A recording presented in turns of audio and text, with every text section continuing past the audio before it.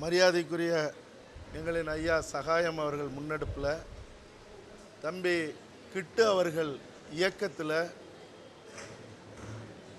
சகோதரர் கருணாஸ் அவர்கள் தயாரித்து, சகோதரர் சுரேஷ் காமாட்சி அவர்கள் வெளியிட்டு, ஒரு பெரும் போராட்டத்திற்கு பிறகு கூட நம்ம கிராமத்தில் சொல்கிறது போல் ஒரு பிரசவமாக கொண்டு வர முடியாத ஒரு கையறு நிலையில் இறுதியாக ஓடிடி தளத்தில் கொண்டுட்டு வந்து உலகம் முழுக்க ஒரு பேரதிர்வை ஏற்படுத்திய சல்லியர்கள் படத்தினுடைய நடிப்பு கலைஞர்கள், தொழில்நுட்ப கலைஞர்களுக்கான இந்த பாராட்டு நிகழ்வில் பங்கெடுத்து கொண்டிருக்கிற பெரும் மரியாதைக்குரிய பேரன்பிற்குரிய எங்களுடைய தாய் தமிழ் உறவுகள், ஊடகத்தினர், உங்கள் அனைவருக்கும் வணக்கம். அது இந்த நிலைங்கிறது இருக்குல்ல, ஓடிடியில் இந்த படத்தை கொண்டுட்டு வந்ததாக இருக்கட்டும், அதை முழுமையாக கொண்டுட்டு போகாத நிலையாக இருக்கட்டும், அதுக்கப்புறம் ஒரு பொறுப்புணர்வோட ஒரு தேர்ந்த பொறுப்புமிக்க கலைஞர்களை பாராட்டுகிற ஒரு நிகழ்வை கூட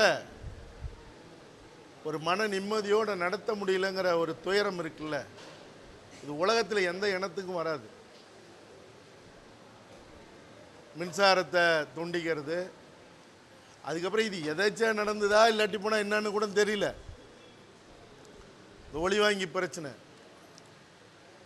இதெல்லாம் ஆந்திராவிலேயே கர்நாடகத்திலே இதெல்லாம் நடந்துருமா? 50,000 ஆண்டுகள் வரலாறு கொண்ட எங்களுடைய தமிழினம்னு சொல்லிக்கிற இந்த இனத்துல தான் இந்த ஈனமானம் கட்ட செயல்கள்லாம் நடக்குது. இது எப்பயாவது முடிவுக்கு வரும் இந்த காலகட்டத்தில் அப்படின்னா அதுக்கும் வழி இல்லை. இங்கே முடிவுக்கு வர்றதுக்கான சூழலே இல்லை. ஏன்னா வீரத்தோடையும் அறத்தோடையும் இந்த பூமி பரப்பில் கடந்த இந்த ஒரு நூற்றாண்டுக்குள்ள ஒரு அரசு இருந்ததுன்னா அது எங்களுடைய தாய்க்கும் தாய் மொழிக்கும் சமமான எங்களுடைய தமிழீழ தேசிய தலைவர் மேதகு பிரபாகரன் ஆண்ட அந்த ஈழ அரசு தான். அந்த அரசையும் நாம் வாழற இந்த மண்ணுக்குரிய தமிழ்நாட்டு அரசும் இந்திய ஒன்றிய அரசும் உலகம் முழுக்க இருக்கிற வல்லரசுகளும் சேர்ந்து நின்று வல்லூர்களாக அந்த மண்ணில் கொத்து குண்டுகள், ரசாயன குண்டுகள் வீசி செதைச்சி சின்னாபின்னமாக்கிருச்சு. அந்த வழியை, அந்த வரலாற்றை நாங்கள் எப்படியெல்லாம் வாழ்ந்தோம் அந்த ஈழ மண்ணில் அப்படிங்கிற அந்த ஒரு உன்னதமான நிகழ்வுகளை தாங்கின ஒரு சல்லியர் படைப்பை இன்னைக்கு கொண்டுட்டு வந்து எந்த இடத்துலையும் நினைச்ச மாதிரி அதை கொண்டுட்டு போய் சேர்க்க முடியலங்கிறது தான் இங்கே கொடுமை. இந்த படத்தை வெளியிடுறதுக்காக சகோதரர் சுரேஷ் காமாட்சி அவர்கள் பிரசாத் லேபில் போட்டுட்டு தேட்டர் லிஸ்ட்டை என்கிட்ட சொல்கிறாரு. இரவு 8 மணிக்கு சொல்கிறாரு. 26 தேட்டரு, அதுவும் ஒரு காட்சி தான் கொடுக்குறாங்க. என்ன செய்யறதுன்னு தெரியல. தேட்டரில் வெளியிடுற காசு உட்பட ஒரே ஷோ கொடுத்து ஒரு ஷோ கூட ஆள் வரலன்னு மறு ஷோவே கேன்சல் பண்ணிடுவானுவா? அது ஓடிடி தளத்துக்கு கொடுக்கறதா இல்லை தேட்டரில் ரிலீஸ் பண்ணுறதா? இதை யாருக்கிட்ட சொல்லி இதை வெளிப்படுத்தன்னு தெரில. நாளைக்கு வெளியிடுன்னு சொல்லியாச்சு, ஆனால் தேட்டர் லிஸ்ட் இப்போ தான் வந்திருக்கு அப்படின்னு அவர் சொல்கிறார். என்கிட்ட கூப்பிட்டு கொஞ்சம் வர முடியுமா, ஒரு 20 நிமிஷத்தில் வர முடியுமாங்கிறாரு. நான் என் நண்பரோட வெளியே முக்கியமான விஷயத்துக்கு போகிறதா இருந்ததை உடனே கேன்சல் பண்ணிவிட்டு பிரசாத்துக்கு அந்த அவலத்தை, அந்த ஓலத்தை, அந்த கொடூரத்தை உலகத்துக்கு முன்னாடி வெளிப்படுத்தி அடுத்த நாள் அது ஓடிடியில் வந்தது. உலகம் முழுக்க இருக்கிற தமிழர்கள் பார்த்தார்கள்.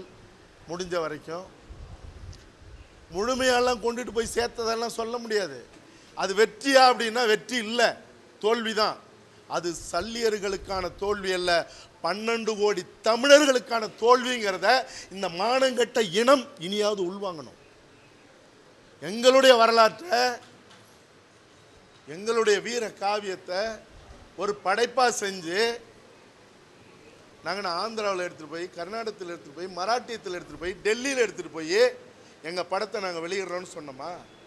எங்களுடைய தமிழ்நாட்டில் எங்களுடைய வரிப்பணத்தில் இயங்குகிற, நாங்கள் கொடுக்குற காசில் தியேட்டர் நடத்துகிற, அதில் கொள்ளையடித்து எங்கெங்கேயோ உலகம் பூரா தொழில் நடத்துகிற இங்கே இருக்கிற அந்த நிறுவனங்கள், திரையரங்கு நிறுவனங்கள், அவன் தமிழனா தமிழன் இல்லையான்லாம் நாங்கள் பார்க்கறதில்ல. அதுக்கப்புறம் தான் தெரியுது இதை எவன்லாம் மறுத்தானோ அவன்லாம் தமிழன் இல்லை. ஆனால் அவன் கொள்ளையடிக்கிற கூடாரங்கள் எதுன்னா தமிழ்நாட்டில் இருக்குது. இதை இன்னும் எவ்வளவு காலத்துக்கு வேடிக்கை பார்க்கறது? இந்த படைப்பில் என்ன சொல்லப்பட்டது? இந்த படைப்பு தப்பான படைப்பா? உங்களை நெகிழ வைக்காத படைப்பா? பகை வைக்கும் அருள்வாய் நன்னெஞ்சேங்கிற அந்த தமிழ் இனத்தினுடைய கூற்று உலகத்தில் எங்கேயுமே இல்லை. எதிரின்னா அடி, எதிரின்னா அழி, உரு தெரியாத ஆக்கு. இதுதான் உலக மரபு. போர்க்களத்திலேயா இருந்தாலும் சரி, எதிரிக்குமான இருந்தாலும் சரி. ஆனால் ஒரு போர்க்களத்தில் தேவையில்லை. ஒரு போர்க்களத்தில் அவன் நம்மளை கொல்றான் எதிரி, நாம் அவனை கொல்லணும். ஆனால் அடிபட்டு விழுந்த உயிரை எதிரியா நிற்கிற கூட்டம் அவனை தூக்கிட்டு போய் ஓடி ஒவ்வொரு நொடியா அவனுடைய உயிரை மீட்டெடுக்கிற அந்த உன்னதமான மரபு இருக்குல்ல, அது உலகத்திலேயே எங்களுடைய ஈழ மண்ணில் மட்டும்தான் இருந்தது. எங்களுடைய தலைவர் பிரபாகரன் படையில் மட்டும்தான் அது அந்த நிகழ்வெல்லாம் சாத்தியமாயிற்று. அது மட்டும் இல்லை, இதெல்லாம் பேசுகிற காலமாக எனக்கு தெரியல. இனி பேசுறதுக்கான இடமே இல்லை. அதாவது நீங்கள் இந்த படைப்பில் ஒரு மருத்துவர் அணி, அந்த மருத்துவர் அணி காப்பாத்துச்சு, அவங்களையும் வாழ வச்சு நம்மளும் வாழறதுக்கு எப்படி போராடணுங்கிற ஒரு ஒரு ஒரு ஒரு ஒரு அந்த அற்புதமான விஷயத்தை இந்த படைப்பு பதிவு பண்ணியிருக்கு. நீங்கள் முள்ளிவாய்க்கால் இறுதி யுத்தத்தில் 50க்கும் மேற்பட்ட தலைவருடைய தளபதிகள், 50க்கும் மேற்பட்டவர்கள் உயிருக்கு உயிராக, தோழமையாக, தோளோடு தோள் நின்று ஒன்றா உண்டு உறங்கி வியூகம் அமைத்து இந்த உலகத்துக்கு யாருன்னு சொன்ன தலைவர் பிரபாகரனுடைய படையினுடைய தளபதிகள் 50க்கும் மேற்பட்டவர்கள் எதிரி வீசின அந்த ரசாயன குண்டுகளில் அணைஞ்ச ஊதுபத்தியிலிருந்து புகை வருவது போல உடலெல்லாம் கருகி, அதை உடம்பு வெடிச்சு, அதிலிருந்து கரிய நிற ரத்தம் கசிஞ்சு அதிலிருந்து புகையா போயிட்டு இருக்கிற அந்த உடல்களை அடுக்கி வச்சிருந்த அந்த இடத்தை தலைவர் அவர்கள் பார்வையிட்டு தன்னை முழுவதுமாக அடக்கி கொண்டு, சாமானியனாக இருந்தாலும் கூட ரத்தம் கொதிக்கும். இதை கேட்கும் போது கூட அவன் தமிழனா இருக்கணும்னு அவசியம் இல்லை, அவன் மனிதனா இருந்தா போதும். ஆனால் அந்த தலைவன் பின்னங்கையை கட்டிக்கிட்டு அப்படியே ஒருவராக பார்த்து தன் மனசுக்குள்ள அவர்களோட பழகுனது, அவங்க தன்னோட நின்னது, இப்ப இல்லாத போனது அப்படிங்கிற அந்த மனநிலையில் அப்படி கடந்துட்டு வரும்போது அவர்கிட்ட பக்கத்தில் சொல்லப்பட்ட ஆலோசனை என்ன தெரியுமா? எதிரிகளுடைய கூடாரங்கள், எதிரிகளுடைய வீடுகள், முக்கியமாக கொழும்பு, முக்கியமான இடத்தெல்லாம் மனித வெடிகுண்டுகளாக நம்மளுடைய போராளிகள் நிற்கிறாங்க. நீங்க தலை அசைச்சா போதும், ஒத்த நொடியில மொத்த யுத்தத்தையும் நிறுத்தலாம் அப்படின்னு சொன்னபோது அவன் எந்த மனிதனா இருந்தா கூட அவன் வீரனா இருக்கணும், போராளியா இருக்கணுங்கிறதுல எவனா இருந்தாலும் உடனே அழி, நம்மளுடைய இனத்தை, நம்மளுடைய மீதம் இருக்கிற உயிர்களை காப்பாத்துன்னு தான் சொல்லுவான். ஆனால் அந்த தலைவன் சொன்னது, எதிரிகளும் இராணுவமும் அதிகார வர்க்கமும் தான் நமக்கு எதிரானவர்களே தவிர அவர்கள் வீட்டு குடும்பமோ, அவர்கள் வீட்டு பெண்களோ, அவர்கள் வீட்டின் குழந்தைகளோ இல்லை. அந்த வீட்டு பெண்களும் அந்த வீட்டு குழந்தைகளும் நம் வீட்டு குழந்தைகள். ஒருபோதும் அந்த குடும்பத்தை அழிக்கக்கூடாது, அந்த குழந்தைகளை கொல்லக்கூடாது. என்னுடைய சுய நினைவு இழந்தாலும், எனக்கு ஏதாவது ஏற்பட்டாலும் கூட எந்த சூழ்நிலையிலும் அப்படிப்பட்ட முடிவை எடுக்கக்கூடாது. மரபோட இயங்குவோம், அறத்தோட சண்டை போடுவோம், எதிரியா நேருக்கு நேராக நின்று சண்டையிடுவோம். காலம் ஒரு நாள் பதில் சொல்லும். அறம் வெல்லும்னு சொன்ன உலகத்தில் ஒரு தலைவன் யாராவது உண்டா? ஆக எதிரி விழுந்தவனை காப்பாத்தின இந்த படைப்பினுடைய அந்த நாயகன் மட்டும் இல்லை, தமிழினத்துக்கே நாயகனாக இருந்த எங்கள் தலைவர் பிரபாகரன் அத்தனை தளபதிகளும் செத்து கொத்து கொத்தாக தன்னுடைய உறவுகளும் பிள்ளைகளும் சாகும்போது கூட எதிரியை மட்டும் அடிப்போன்னு சொன்னதுனால தான் நீங்கள் ராஜபக்சேவை அந்த மண்ணில் தமிழன் அடித்து துரத்தல, ராஜபக்ஷ அரண்மனையை தமிழன் எரிக்கல, சிங்கள கூட்டம் சிங்கள இளைஞர்கள் அடித்து துரத்தினது மட்டும் இல்லை, அவர் ஓடி திருகோணமலையில் இருக்கிற கப்பல் துறைமுகத்தில் ஒளிஞ்ச அந்த நிலை இருக்க, அந்த நிலையில் அடித்து எல்லாத்தையும் கொளுத்தி விட்டு சிங்கள வீதியில் ஒரு சிங்கள இளைஞன் சொன்ன வார்த்தை, இந்நேரம் பிரபாகரன் இருந்திருந்தால் நாங்கள் நிம்மதியாக இருந்திருப்போம்னு சொன்னான். உலகம் பார்த்தது அது. அப்படி ஒரு ஆரம்பிக்க இனத்தினுடைய வீரத்தை வரலாற்றை எடுத்து எங்கள் மண்ணில் எங்கள் தமிழ் இனத்தில் எங்கள் தமிழர் நிலத்தில் ஓட வைக்க முடியலங்கிறது இருக்குல்ல. முன்னாடி சொன்னது போல சல்லியர்கள் படத்தின் தோல்வி அல்லது தமிழினத்தின் தோல்வி. என்ன செய்யணும்? அதுக்கு என்ன செய்யணும்? ஒரு அரசாங்கம் என்ன செய்யணும்? இப்படிப்பட்ட திரையரங்கு உரிமையாளர்கள் இருந்தா உடனடியாக அவர்களுடைய உரிமையை ரத்து செஞ்சிருக்கணும். செஞ்சாங்களா? செய்யல. ஏன் செய்யல? இந்த இனத்துக்கான அரசாக இருந்தால் அது செஞ்சிருக்கோம். அதான அர்த்தம். அதுல துடிச்சிருக்கும்ல. சுரேஷ் காமாட்சி கூப்பிட்டவொடனே நான் ஏன் ஓடணும்? இவ்வளவு நடந்ததுக்கு அப்புறம் சகாயமையா ஏன் இந்த விழாவை நடத்தணும்? இனியாவது சூடு சொரண இந்த இனத்துக்கு வருமாங்கிற ஒரு தவிப்பும் கவலையும் தான். இப்போ என்ன செய்யணும்? இந்த இனத்துக்கான அரசை உருவாக்கணும். சரி, இனத்துக்கான அரசு இந்த எங்களுடைய கலை கலாச்சாரம் பண்பாடு வரலாற்றை காப்பாற்ற முடியாத நிலை இருக்கட்டும். அப்போ இந்த தமிழ் இனத்துக்குன்னு இருக்கிற தலைவர்கள் எங்கே போனாங்க? நாக்கு வழிக்கவா?